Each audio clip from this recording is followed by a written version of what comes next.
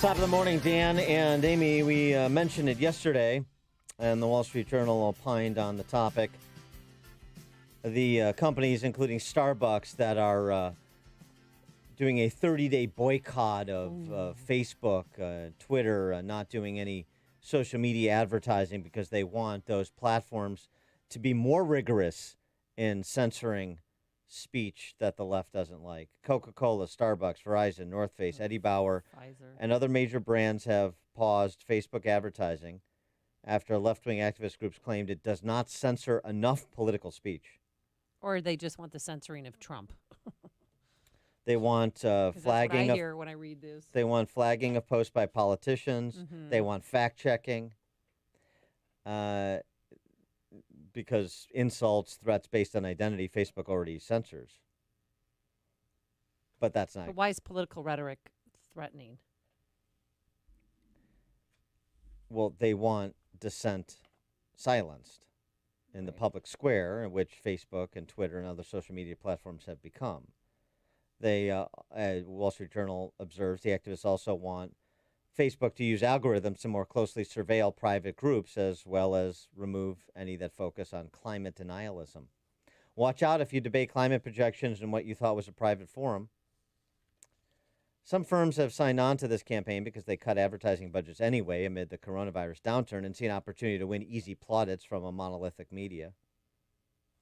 But the boycott nonetheless reflects a new and worrying effort to leverage corporate power against America's open public square. Woke Fortune 500 firms had better hope that they will make fast and permanent friends among the anti-capitalists of the new left because they are fast burning through reservoirs of goodwill among American conservatives. Indeed, they are. And we should take a much more hostile posture to these amoral simps in C-suites. I'll tell you that. Matt Taibbi had an excellent piece on the Amazon's number one bestseller, Robin DiAngelo's White Fragility, perhaps the dumbest book ever written. But he mentions that corporate America going to buy into white fragility, the idea that you are racist. There's nothing you can do about it. All you can do is try and manage it for the rest of your life. And that's where Robin DiAngelo and the hate minders come in and instruct you on your conduct and the composition of your firm and the composition of your daily life. Taibbi writing, for corporate America, the calculation's simple. What's easier, giving up business models based on war, slave labor, and regulatory arbitrage, or benching Aunt Jemima? There's a deal to be made here, greased by the fact that the quote-unquote anti-racism prophets promoted in books like White Fragility share corporate America's instinctive hostility to privacy, individual rights, freedom of speech, etc. Corporate America doubtless views the current protest movement as something that can be addressed as an HR matter, among other things by hiring thousands of DiAngelos, the author of White Fragility, to institute codes for the proper mode of black-white workplace interaction. That's exactly what's happening. And the response, how should a conservative respond, particularly a conservative policymaker, to corporate America? My response would be to end all of the goodies. End all of the goodies. It should be the free market response. The one thing corporate America doesn't want to do is compete. They're rent seekers. Rent seekers. They want government to protect them and punish their competitors. End that. That's the one-sentence free market solution to this, or at least reckoning for corporate America. You do what you want, but you sink or swim on your own. No more export-import bank subsidies, for example. No more carve-outs for you and your buddies, whether you're a Wall Street bank or, an agribusiness relying on price supports. End it. And do so now. By the way, other advantage of that, I would argue, What? it's pro-growth in a time where we need pro-growth policies more than ever. For more on this, we're pleased to be joined again by Jim Iuorio, CNBC contributor. Jim, thanks for joining us. Appreciate it. Thanks for having me. What about corporate America right now, since obviously these Fortune 500, Fortune 1000 companies drive market performance, and so have great impact on people's retirements. Uh, doesn't there need to be some kind of reckoning? It's going to come from one direction or the other. Oh, yeah, I would love the reckoning you're talking about where government backs off and allows people to sink or swim. Sounds fantastic to me. You mentioned two separate things. First, you mentioned like carve outs for agribusiness. Chicago's been home to the futures exchanges for 100 years. What we do is sell insurance to farmers, to lock in prices early. We're always looking wide-eyed, like scratching our heads when the government steps in to pay farmers. It was a perfectly good system before they were doing that. And you talked about the platforms, and now these corporations and the knee-jerk reaction pulling their advertising, which just blows me away. But I do think that it follows the same arc of when you start out a company, it's small, it's lean, it's efficient, and as things grow, it just continues to get clumsy and cumbersome until it collapses on its own weight. I think that could happen to the social media platforms too. If they continue to censor, I was going to say suspect that they do, but we pretty much know they do. If they continue to censor that way, won't it be just a time where even the liberals will realize that they're just shouting into an echo chamber, and they'll look for a smaller, leaner, more open platform? And I don't know what that platform is yet, but I don't mind this kind of thing happening. If a company's going to start to do stupid things, I think it's like in baseball. If your opponent's going to give you an out with a bunt, you just take the out and thank them. If they're going to do stupid things, let them do stupid things, and then the invisible hand comes in and straightens things out. And that's what I'm hoping will happen. But we get so much in the way of the invisible hand now. Well, and that's what the left wants to do in this crisis, right? Al Gore, uh, right? He's back? Yeah. Is he going to help Joe Biden too? You might have to refresh my memory as to who that guy is. But anyway, go on. Yeah. Climate change. He invented the internet. Yeah, I remember him. Yeah, Mhm. That guy. something. He's so important. You got a guy, huh? He and a gentleman named David Blood, Ew, a senior gross. partner of Generation Investment Management, have a commentary of what capitalism after the coronavirus. COVID-19, with all its unfolding tragedy, presents a once-in-a-century obligation to rethink the relationships among business, markets, government, and society. What's desperately needed and what we must deliver is a sustainable form of capitalism, Jim, where investors shift to zero carbon and inclusive business model that is already well underway. Gavin Newsom said the same thing. We should never let this go past without instituting our progressive agenda. And this is the Rahm Emanuel playbook. You never let a crisis go to waste. Right. Now, the one that I will throw them a little bit of a bone. In early stage capitalism, there was a presupposition that the environment was an almost inexhaustible resource. We know a lot more than that now. I think capitalism and even libertarianism, whatever you subscribe to, can exist and still take care of the environment. I mean, I don't see why that can't be a push. You have to pay your way. If you pollute, that's fine. That's the only thing I'll ever agree with Al Gore on, and that little tiny part of it. But the notion that they're going to take this and all of a sudden use the chaotic aftermath to pass their progressive agenda is infuriating, and it's not surprising even in a little bit. Who's making all this money off of all the testing? I know this ancillary issue, but the gloves, the hand sanitizer. I mean, there's so much. There's so many different, pushing different products, and I mean, rah-rah capitalism, but who's making all the money off of this? Well, isn't it the same people that always make all the money off this? And I don't know is the answer, but then you hear stories about companies owned by certain politicians that are selling testing kits, and I hate to be the guy wearing the tinfoil hat saying that there's this, dark, group of people who are pulling strings, but sometimes it seems like there is. I just know this. 30 years ago, my friends would look at me and be like, "You're a conspiracy theorist," and now most of them are looking at me going, "Yeah, a lot of those things you said seem to be true." Mm-hmm. And maybe I am. People are weird coincidence theorists, and I just never have understood that. I mean, 1.6 million people have been tested just in Illinois. We're more than any other state in this nation for testing, and then, you find out that it might be linked back to J.B. Pritzker's blind trust. How about that? Isn't it amazing?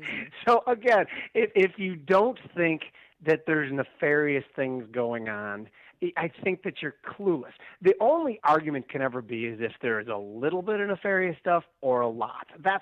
There's no reasonable person who could look at the current situation and think that it's completely on the up and up. That's just not how people are. And again, I think I look at everything and see a sinister plot, and maybe that's because I've spent my life concocting sinister plots.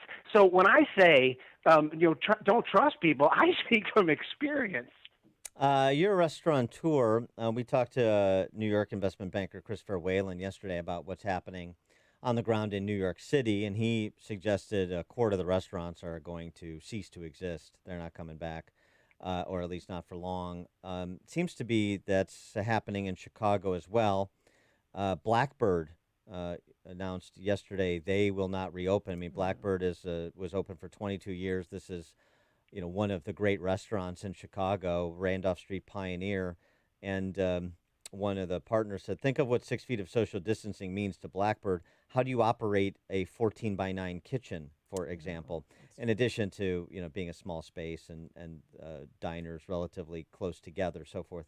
The 25% or 50 people, whichever is lower, limitations going forward for some indeterminate period of time. Even after that, the phase 5, where the discussion is basically you can't go above those thresholds until there's a vaccine, if that ever comes.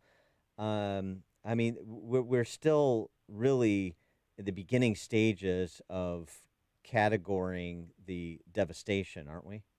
No, there's no doubt about it. And I think the estimate of a quarter of the restaurants seems pretty reasonable to me. When you hear a story about Blackbird, like you said, one of our absolutely finest restaurants, and they look at it and don't think their business model can work, that just blows me away, and it saddens me. My situation is different with the restaurant we have. We have right now we have 2.5 acres. We are outside and we are busy, and the restrictions for inside don't particularly matter to us now. Right. Come November, or come when the weather changes, and if we still have tons of restrictions on inside, I would jack my number up of restaurants that won't survive from 25% to 35% easily. I think that, and again, I'm not completely worried about this right now, and I'll tell you why is that these cases are exploding everywhere, and they don't talk about the fact that the deaths keep collapsing. Deaths per day are down 90%. The last 2 days have been the lowest 2-day total since we've been keeping them in national fatalities. So, and the stock market looks, you see the stock market, and the stock market is hanging in there nicely. They see the same data as everybody else. Mm-hmm. So you can concentrate on the fact that a bunch more 33-year-olds and a bunch more 25-year-olds are getting coronavirus and are going to be fine because of it, and think that that's a national tragedy. Or you can look at the fact that far, far less people are dying from it and say to yourself, maybe we overestimated the lethality of it. And guess what? We absolutely overestimated the lethality of it. So you can concentrate on one of two things, and I'm hoping that the public forces the government's hand on which side they're supposed to be concentrating on, but I'm not positive that'll happen. Well, right, and if it doesn't, because data doesn't seem to matter in certain quarters, if it doesn't happen that way, then you're talking about a long plateau, both with the virus and the recovery, right? We always thought that, and we always thought that the situation in Illinois is different for a few reasons. And I'm not what I'm about to say, I'm not saying for sure this is happening, but we know for certain that over the last couple months, J.B. Brisker has mentioned out loud that our financial situation was just fine until coronavirus happened. So you just have yeah, it's laughable. Pause for laughter. I agree. Pause for laughter. Yeah, so you know that he's looking at the situation and going, oh, wow, here's my opportunity. Here's my opportunity to step back, point at the rubble, and say, gosh, look what coronavirus did to our wonderfully balanced state. So I understand motivation. Motivation's a terrible thing like that. And I just, it saddens me to think that there's even any possibility at all that he would have the motivation to keep us locked down, to keep our economic condition bad, knowing full well that at the end of the rainbow is possibly a Fed buyout, a bailout, or a Fed enormous loan. And they've already started lending Illinois money. He is Jim Iuorio, contributor to CNBC, as you heard, proprietor of Brant's in Palatine, the best burger in Illinois, or the Western world, Western Hemisphere. Amy was there. Yes, you know that, right? We're going to be coming back. Yeah. Good. All Honestly, right. that was the best burger, and I love the atmosphere. You can play bags while you're waiting for your table. Dan, you Oh, you're should so go sweet. there. Thank you. Yeah, Thank you. she's auditioning to be your spokesmodel. Yes. Sure. And Dan says, "Yeah, I should go there." You're never going to go there, are you? I No, am you gonna should go. go there. Sure, The yeah. atmosphere I is will. fun. We were relaxed for the first time in months. Yeah. Yeah, it's the suburbs, Great man. to The get suburbs are away. great. All I right, know. all right. I'll go All there. right, I'll all go there right. for a free burger, like Wimpy. Yeah. You got it. Jim, thanks for joining us. Appreciate it. Thank you. See you. And he joined us on our turnkey.pro answer line. It's like a hot, steaming cup of information to start your day. It's Chicago's Morning Answer on AM 560. The Answer. The Lou Dobbs Financial Report is brought to you by Signature Bank, helping local businesses succeed.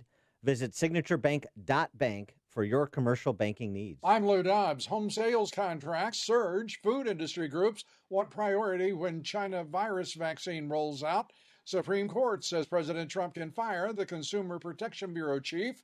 Those stories next. You've all probably heard of asbestos and know that it's dangerous. And you may also know exposure to asbestos is the only known cause of mesothelioma, a deadly cancer. People who were exposed to asbestos decades ago are being diagnosed to this day with mesothelioma. That's because it can take as many as 30 or even 50 years to develop. But did you also know there's money to pay victims of asbestos exposure from years ago? An estimated $30 billion available to help compensate victims and their families. If you or a member of your family have been diagnosed with mesothelioma, you may be able to receive some of this money without ever going to court or filing a lawsuit. Get a free legal review today. Call Sokolov Law at 800-910-1950. That's 800-910-1950. The National Association of Realtors reporting its pending home sales index surged 44%.